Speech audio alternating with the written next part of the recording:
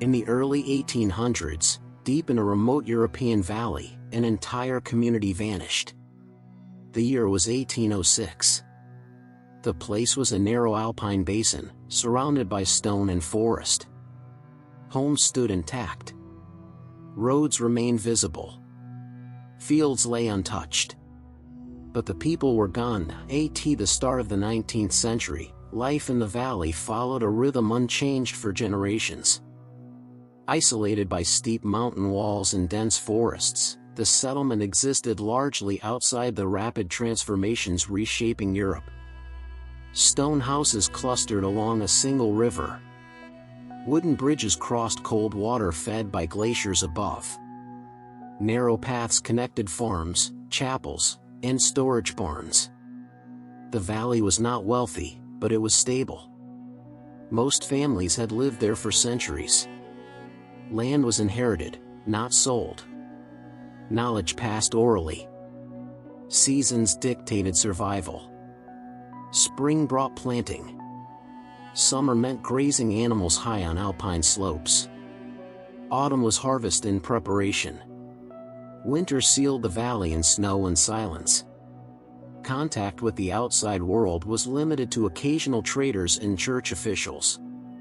By 1800, subtle changes had begun to appear. Weather patterns grew unpredictable. Winters lengthened. Sudden thaws caused flooding. Small landslides became more frequent along the surrounding cliffs. Locals noticed cracks in familiar rock faces. Paths collapsed and had to be rebuilt.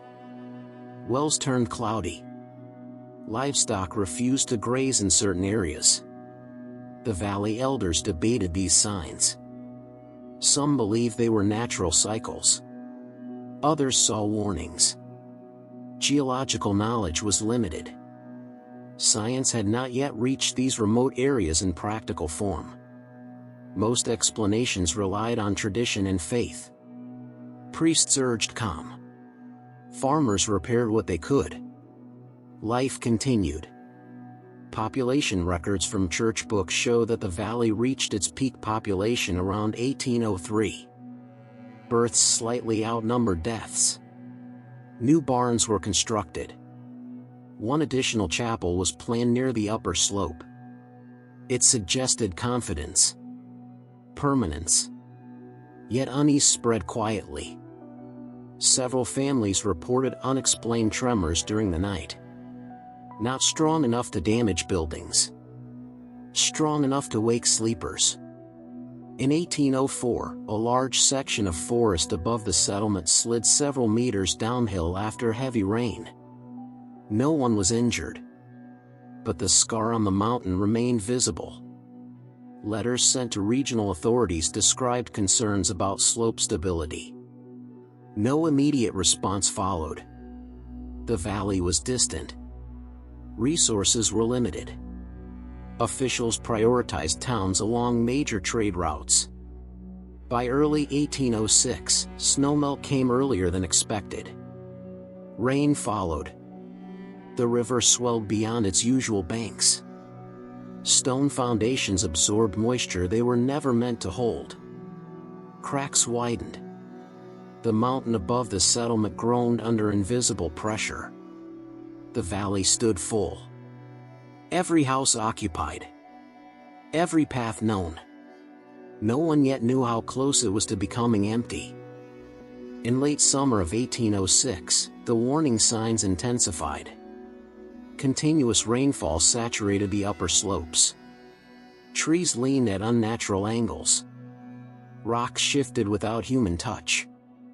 The sound of falling debris echoed through the valley at night. Residents began sleeping fully dressed. Families kept tools and valuables near doors. Local leaders convened emergency meetings. Some argued for evacuation. Others feared abandoning land meant losing it forever. Property laws were strict. Leaving without formal orders risked permanent displacement. The valley's survival depended on unity, but agreement was fragile. On September mornings, a strange mist lingered longer than usual. It clung to the ground and refused to lift. Animals grew restless. Dogs barked at empty slopes. Cows broke fences and fled downhill. Several families temporarily relocated to nearby villages, planning to return once conditions improved. Then came the decisive event. After days of relentless rain, a deep fracture opened along the mountainside above the upper farms. Witnesses later described a sound like distant thunder. The ground trembled. Stones rolled. Trees snapped. A massive section of earth began to move. It did not collapse all at once. It slid. Slowly at first. Then faster. An avalanche of mud, rock, and timber surged toward the valley floor. It swallowed fields and barns within minutes. The river was dammed by debris, forcing water into new channels. Homes near the slope were crushed instantly. Others were buried partially, leaving roofs visible above mud. Survivors fled in chaos. There was no organized evacuation plan. People ran toward higher ground. Some crossed the river on unstable bridges. Others climbed forest paths that were themselves collapsing. Church bells rang until the tower tilted and fell silent. By nightfall, the valley was unrecognizable. Entire sections were buried. The river had changed course. Roads no longer connected. Smoke from extinguished hearths drifted above the wreckage. Casualty numbers were never fully recorded. Bodies were recovered for weeks. Some were never found. Official reports described the area as uninhabitable. Engineers sent later confirmed the mountain remained unstable. Any rebuilding would be temporary. Dangerous. Authorities ordered permanent abandonment. Families gathered what little they could salvage. Livestock that survived was driven away. Doors were left unlocked. Furniture remained. Tools rusted where they lay. Graves were marked hastily. Some were left behind. Within months, the valley stood silent. Houses remained standing. Roofs intact.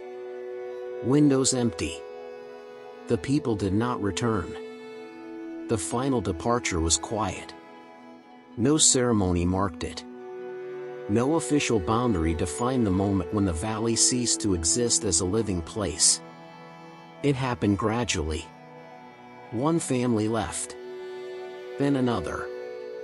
Until none remained. By winter, snow covered abandoned roofs. Paths disappeared.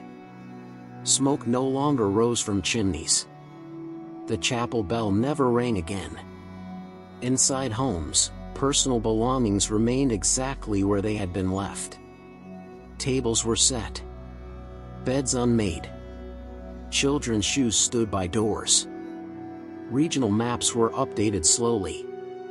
Some still showed the settlement for decades. Travelers avoided the area. Stories spread of a cursed valley. Locals warned of unstable ground and sudden sinkholes. The memory of the disaster merged with superstition. In the following years, nature reclaimed the space. Grass grew over roads. Trees rooted through collapsed walls. The river carved new paths through former farmland. Seasonal floods erased remaining markers of human order. A few expeditions attempted documentation. Sketches were made. Measurements taken. Notes recorded. They described a place frozen in time. A complete community, interrupted. These records were stored in archives and rarely referenced. By mid-century, only ruins remained visible from a distance. Stone foundations. Broken beams. A tilted church wall. The valley no longer appeared in population records. It ceased to exist administratively. Children born elsewhere grew up without knowing its name. Families resettled and adapted. Surnames persisted. The place did not. Occasionally, travelers stumbled upon the ruins. They described the silence as unnatural. Wind moved through empty windows. Footsteps echoed where none should. Some reported finding household items preserved by cold and shade. Others claimed the valley felt unfinished. No effort was made to rebuild. Advances in engineering could have stabilized parts of the slope. But interest was gone. The cost outweighed the benefit. Europe moved on. Wars came. Borders shifted. Empires fell. The valley remained unchanged. Its story was not taught. It was not commemorated. It was simply left behind. The valley still exists on the map of the land, but not on the map of memory. Stone houses remain where people once lived. Walls stand. Roofs lean. Windows stare outward. Nothing inside moves. The paths are still there. They curve between buildings. They climb toward the forest. No one walks them. The river flows without resistance. It follows a new course. It does not remember the fields it erased. Water carries no names. The chapel stands in fragments. Its bell is silent. No prayers fill the air. No footsteps echo on the stone floor. Nature did not rush. It worked slowly. Grass grew where doors once opened. Trees rooted through foundations. Seasons repeated without interruption. Families who fled did not return. They settled elsewhere. Children were born in other valleys. Stories were shortened. Details disappeared. The disaster became a rumor. Then a footnote. Then nothing at all. No monument was raised. No warning sign was placed. No official date marked the end. The valley did not burn. It was not conquered. It was not erased by war or decree. It was left. Left with furniture still inside homes. Left with tools where hands dropped them. Left with silence thick enough to hear. Travelers who pass nearby rarely notice it. Those who do stop only briefly. They feel unease. They move on. Archives hold a few reports. Faded sketches. Measurements without emotion. They are rarely opened. The valley waits without waiting. It does not ask to be remembered. It does not resist being forgotten. Time moves around it. Empires rise and fall elsewhere. Borders shift. History speaks loudly in other places. Here, nothing speaks. The people vanished. The place remained. And that is how the valley survives. Empty. Unmarked.